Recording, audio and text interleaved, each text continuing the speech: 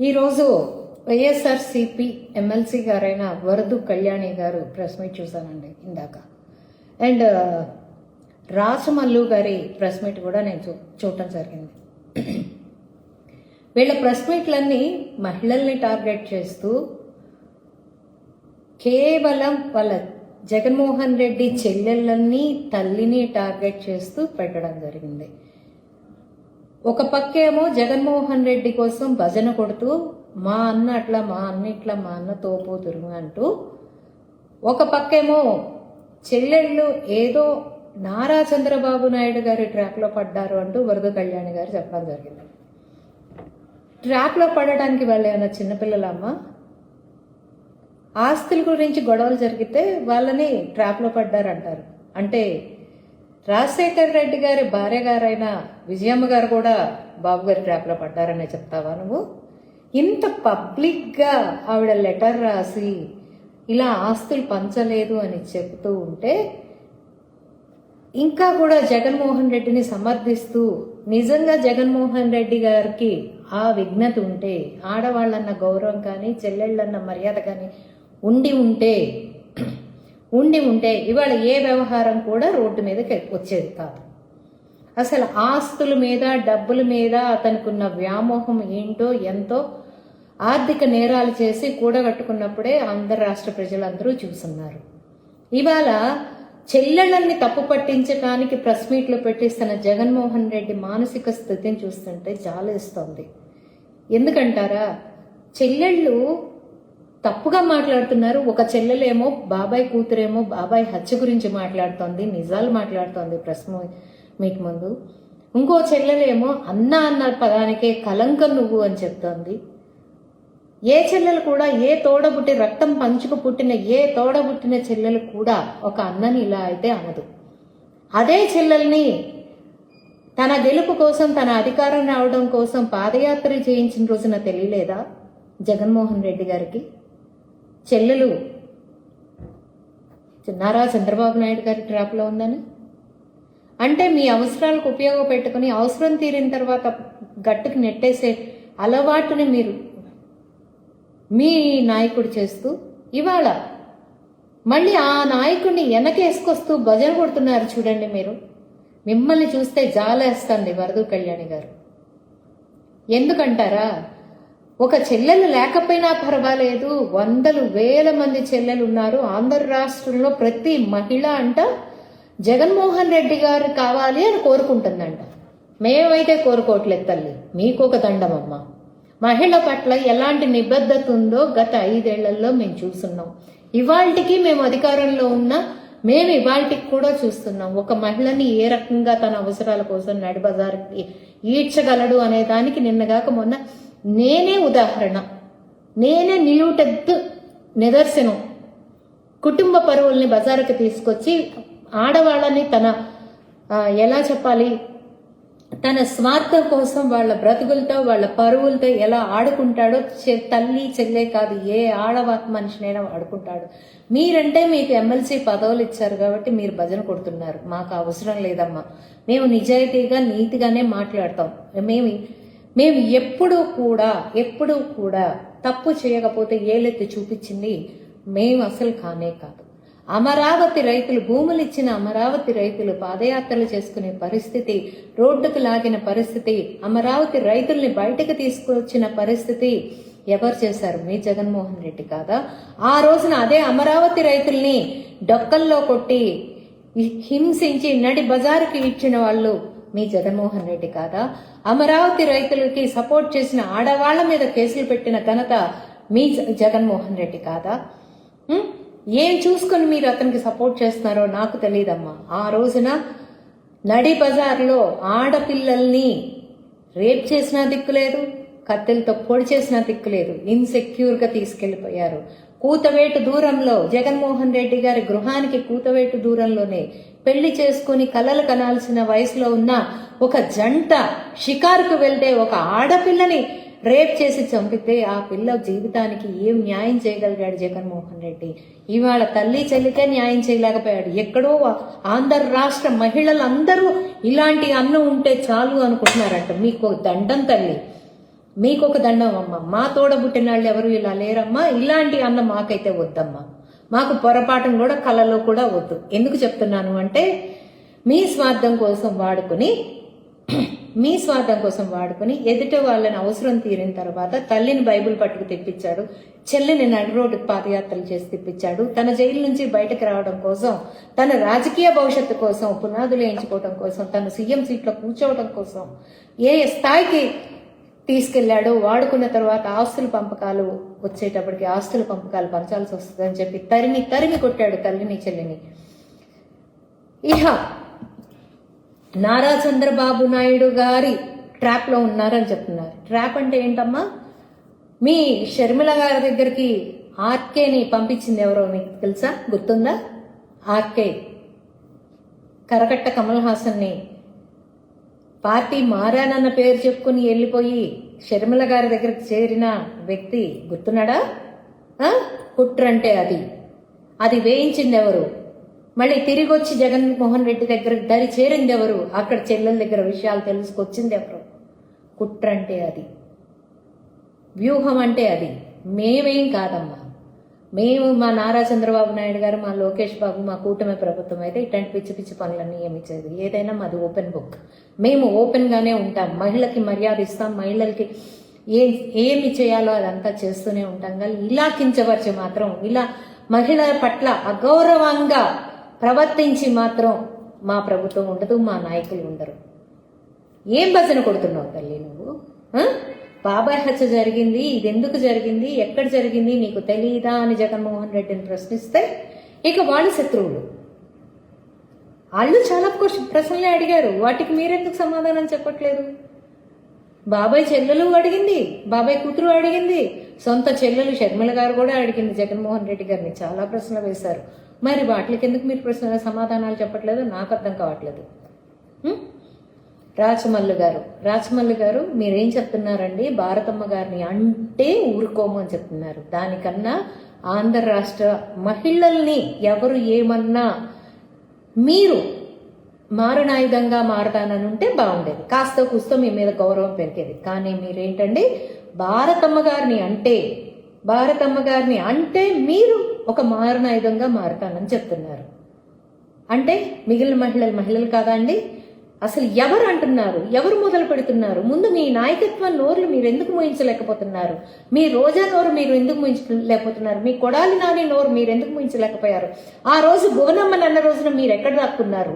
అంటే ఇవాళ మీ భారతమ్మ గారిని అంటే మీరు ఒక మారణాయుధంగా మారుతారు. మరి భువనమ్మ గారిని అన్న రోజున మీరు ఎందుకు నోరు ఇప్పలేదు? ఎందుకు మీరు ప్రెస్ మీట్లు పెట్టలేదు? అంటే మహిళ అంటే మీ భారతమ్మ ఒకటే కాదనుకుంటానండి, భువనమ్మ గారు కూడా మహిళే. ఎన్టీ రామారావు గారి కూతురుగా కాకపోయినా కనీసం మహిళగా అయినా మీరు చూసి సమర్థించుంటే బాగుండేది. బ్రహ్మణి గారు కూడా ఒక మహిళే, మేము కూడా ఒక మహిళే, మా హోమ్ మినిస్టర్ గారు కూడా ఒక మహిళే, అందరూ మహిళలే. అందరినీ మీ Jaganmohan Reddy and co, I repeat, మీ జగన్మోహన్ రెడ్డి అండ్ కో ఏ రకంగా హింస పెట్టారు, ఏ రకంగా హింస పెడుతున్నారు, ప్రశ్నిస్తే హింసిస్తున్నారు. ఒక ప్రశ్న వేస్తే ఇది ఎందుకు జరుగుతుంది అని అడిగితే హింసిస్తున్నారు. క్యారెక్టర్ అసాసినేషన్ చేస్తున్నారు, పిల్లల దాకా వెళ్తున్నారు, అడ్డమైన చెత్త పనులన్నీ చేస్తున్నారు, భాషలో మాట్లాడుతున్నారు. నేను మాట్లాడుతున్న దాంట్లో ఒక్క బూతు పదం కూడా దొరకదండి. ఏదో మొన్న నేను నా మీద నా పరువుతో ఆడుకున్నారని ఆ రోజు నేను 1-2 మాటలు వాడితే వాడుండొచ్చేమో, కానీ నేను ఏ రోజు బూతు మాటలు అనేది వాడను. కానీ నా వాయిస్ల కింద అసలు ఎన్ని బూతు మాటలు ఎంతమంది వస్తున్నారు. రాచమల్లు గారు, మీరు ఆంధ్ర రాష్ట్రంలో మహిళని ఏ మహిళనన్నా నేను ఊరుకోను అని మీరు స్టేట్మెంట్ ఇచ్చుంటే బాగుండేది. భారతమ్మని అంటే ఊరుకోనంటాము ఎంతవరకు కరెక్ట్ అండి? ఎంతవరకు కరెక్ట్ అంటారు? అంటే భారతం ఒకటే మహిళ కాదనుకుంటా, ఆంధ్ర రాష్ట్ర ప్రజలు మొత్తం మహిళలేననుకుంటా. అదే మహిళలు కూడా ఓటేసినట్టున్నారు జగన్మోహన్ రెడ్డికి. మీ 40% ఓట్ బ్యాంక్ లో కూడా మహిళలు ఉండుంటారు. వాళ్ళని అడగండి మహిళ పట్ల మీ వైసీపీ ప్రభుత్వం ఎలాంటి దాష్టికాలు చేస్తుంది, ఏ స్థాయికి వెళ్తోంది అని. తల్లి చెల్లె చెప్తున్నారు, తోడబుట్టిన సొంత చెల్లి కడుపును కన్న 9 మాసాలు 9 మాసాలు మోసి కని పెంచిన తల్లి చెప్తోంది. ఒక లెటర్ రిలీజ్ చేసింది, ఎండాస్ చేసి మరీ రిలీజ్ చేసింది. కొడుకు మీద ఎంత నమ్మకం అండి బాబు. కొడుకు మళ్ళీ ఆ లెటర్ని రూపురేఖల్ని మార్చేస్తాడని చెప్పి కొడుకు మీద ఎంత నమ్మకము బాబోయ్. అసలు ఈ తల్లి కొడుకుల అనుబంధం అసలు ఎవరికి వద్దండి బాబు. నిజంగా చెప్తున్నాను. బంధాలు బంధుత్వాలు ఉండాలి, కానీ ఇంత దారుణమైన స్వార్థం కోసం ఈ కుటుంబంలో ఒక వ్యక్తి స్వార్థం కోసం ఉంటే ఆ కుటుంబం ఎలా అరాచకంగా మారుతుందో ఒక జగన్మోహన్ రెడ్డి ఫ్యామిలీయే చెప్తుంది. బాబాయ్ని చంపేసేసి వాళ్ళు కొన్ని ప్రశ్నలు వేశారు వరద కళ్యాణి గారు. ఏంటి, బాబాయ్ హత్య కేసులో కొన్ని ప్రశ్నలు జగన్మోహన్ రెడ్డి వేశారు, దానికి సమాధానాలు చెప్పలేదు అని చెప్పి అడిగారు. బాబాయ్ హత్య కేసులో కొన్ని ప్రశ్నలు ఏంటమ్మా మీకు ప్రశ్నలు? ఈ సాక్షి టీవీలోనే కాదు, ఈ టీవీలో వేశారు, జెమినీ టీవీలో వేశారు, అన్ని టీవీలో వేశారు, మీరు నోటీస్ ఇచ్చారా, మీరు వాళ్ళ గురించి మీరు ఎందుకు చెప్పలేదు అని అడుగుతున్నారు. ఇక్కడ ప్రశ్న ఏంటంటే, మీ నాయకత్వంలో ఒకప్పుడు ఉన్న సాయిరెడ్డి గారు ప్రెస్ మీట్ పెట్టి గుండెపోటుతో చచ్చిపోయారని చెప్పిన మాట మీరు మర్చిపోయారేమో, కానీ కాలం కర్మం ఏది మర్చిపోలేదు. అందరికీ జ్ఞాపకం ఉంది. గుండెపోటుతోనే మరణించారు, హత్య జరిగింది అనేది బయటికి చెప్పకుండా గుండెపోటుతో మరణించారు వివేకానంద రెడ్డి గారు అని ఫస్ట్ క్లియర్ గా చెప్పింది ఎవరో ఒకసారి పరీక్షించుకోండి. దాన్ని సాక్షి టీవీలో వేసినప్పుడు ఇంటి ఓనర్లే చెప్తున్నప్పుడు పక్కింటోళ్ళు చెప్పుకోవడంలో తప్పే ఉంది. అదొక ప్రశ్న. మళ్ళీ మీరు ఫ్లాష్ చేశారంటే ఓనర్లే చెప్తున్నారు కదా అబద్ధాన్ని. టైం తీసుకోకుండా అబద్ధాన్ని చెప్పేసి దాన్ని నిజం చేయడానికి తర్వాత మీరు పడిన పాటలు ఎన్ని ఉన్నాయో పైన వాడికి కూడా తెలుసు. బాబాయ్ హత్యని గుండెపోటుగా చెప్పింది అయితే మాత్రం ఫస్ట్ జగన్మోహన్ రెడ్డి ఫ్యామిలీ అంటే పార్టీ మెంబర్స్ మాత్రమే బయటకు చెప్పారు. తర్వాతే మిగిలిన టీవీల్లో వచ్చింది. మీరు దాన్ని హత్య అనే పూర్వంగానే అంటే నాకు తెలియక అడుగుతానండి, నారాసుర రక్త చరిత్ర అంటూ మీరు ఒక పెద్ద పెద్ద పోస్టర్లు రిలీజ్ చేసేసి ఏదేదో అది నారాసుర రక్త చరిత్ర అంటూ క్రియేట్ చేశారు. అప్పటికప్పుడు ఎలా నేను అడుగుతున్నానండి ఈ ప్రశ్న, అప్పటికప్పుడు ఎలా అంటే మీరు ఫస్ట్ గుండెపోటు అని చెప్పారు, అది హత్య అని చెప్పి బయటకు వచ్చే టైంకి మీరు ఈ పోస్టర్స్ అని ఎలా రెడీ చేయగలిగారండి? అంటే ఇది ఎప్పుడో ప్రీవియస్ లోనే రెడీ చేసుకుని ఉన్నారా? ఆ హత్య జరుగుతుందని మీకు తెలుసా? తెలిసే ఇదంతా జరిగిందా? చెప్పండి. ప్రశ్నలు వేసుకుంటా పోతే చాలా ప్రశ్నలు వస్తాయండి. మరి బాబాయ్ వివేకానంద రెడ్డి గారు చనిపోయిన తర్వాత అది గుండెపోటు అని తెలియక ముందే హాస్పిటల్కి తీసుకెళ్ళటం, కుట్లు వేయటం జరిగింది కదండి గాయాలకి. అదన్నా జరిగింది. ఆ ప్రశ్నకి ఎవరు సమాధానం చెప్పరేంటి? ప్రశ్నలు వేయటమే కాదండి, కాస్త ప్రశ్నలకి సమాధానాలు చెప్పడం కూడా నేర్చుకోండి. వరద కళ్యాణి గారు ఎలా వేశారు కుట్లు? హార్ట్అటాక్తో చనిపోయిన వ్యక్తికి ఎలా వేశారు? అందరూ అడుగుతున్నారండి. జగన్మోహన్ రెడ్డి గారు బెంగళూరు నుంచి వచ్చేటప్పుడు ఇక్కడిక్కడ 7 కిలోమీటర్ల దూరానికి హెలికాప్టర్ వాడిన జగన్మోహన్ రెడ్డి గారు బై రోడ్ రావాల్సిన అవసరం ఏముంది? బాబాయ్ చనిపోయారు కదా, ఆగమేఘాల మీద హుట్టిన హెలికాప్టర్లో, స్పెషల్ ఫ్లైట్లో, స్పెషల్ చార్టర్డ్ ఫ్లైట్లోనో లేకపోతే స్పెషల్ చాపర్స్లోనో రావాలి, కానీ బయట రోడ్ ఎందుకు వచ్చారు అనేది ఆంధ్ర రాష్ట్ర ప్రజలందరికీ ఒక ప్రశ్న మిగిలిపోయింది. మరి దానికి ఏమైనా సమాధానం ఉందా అండి మీ దగ్గర? మీరు కూడా ఒక సమాధానం చెప్తే బాగుంటుంది. ఎందుకంటే బై రోడ్ రావాల్సిన అన్ని గంటలు ప్రయాణం చేసి రావాల్సిన అవసరం ఏముంది? ఒక జగన్మోహన్ రెడ్డి తలుచుకుంటే స్పెషల్ చాపరే దొరకలేదా? ఎందుకని అలా బై రోడ్ ఎందుకు వచ్చారు? బై రోడ్ వచ్చినప్పుడు ట్రావెల్ చేసిన డ్రైవర్ ఎందుకు చనిపోయాడు? బాబాయ్ గారికి, వివేకానంద రెడ్డి బాబాయ్ గారికి హత్య జరిగినప్పుడు కుట్లు వేసిన డాక్టర్ గారు ఎలా చనిపోయారు? అదేనండి, భారతిరెడ్డి నాన్నగారు చనిపోయారు. ఎలా చనిపోయారు? ఆయన ఒంట్ల మీద కూడా ఏవో కొన్ని గాయాలు ఉన్నట్టున్నాయి చనిపోయినప్పుడు. కాకపోతే మరి ఎందుకు అది హైలైట్ అవ్వలేదో మరి నాకు తెలియదు. కానీ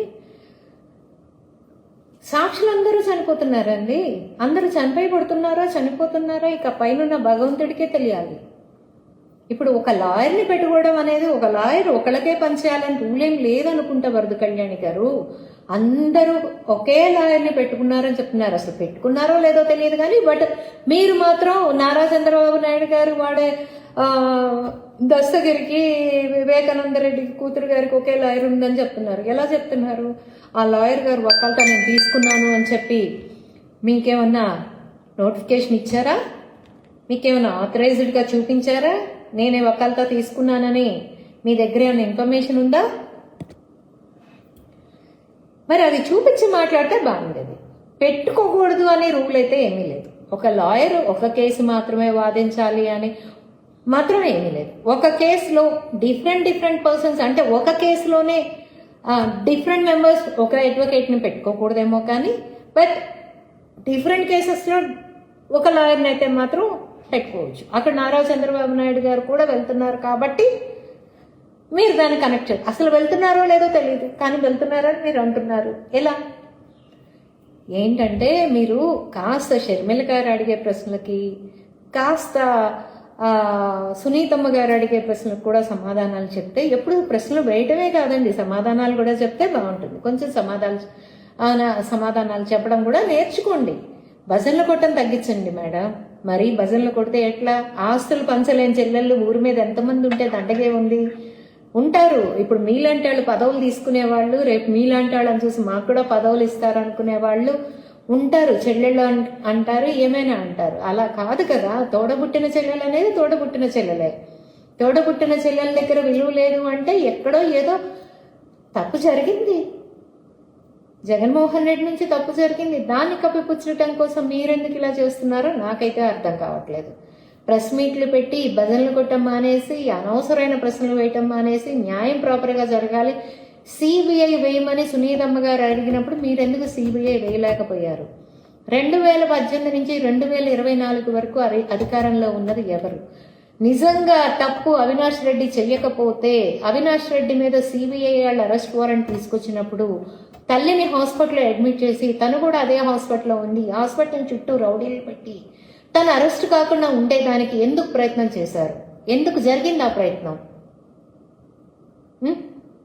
అసలు తను తప్పు లేకపోతే ఇంత డ్రామా ఎందుకు ఆడాలి అవినాష్ రెడ్డి గారు? ఇది ఆంధ్ర రాష్ట్ర ప్రజలందరికీ కూడా చాలా సందేహాలు ఉన్నాయండి. ఈ కేసులో చాలా సందేహాలతోనే వాళ్ళు కూడా ఉన్నారు. మీరు కూడా చెప్పి నివృత్తి చేస్తే బాగుంటుంది.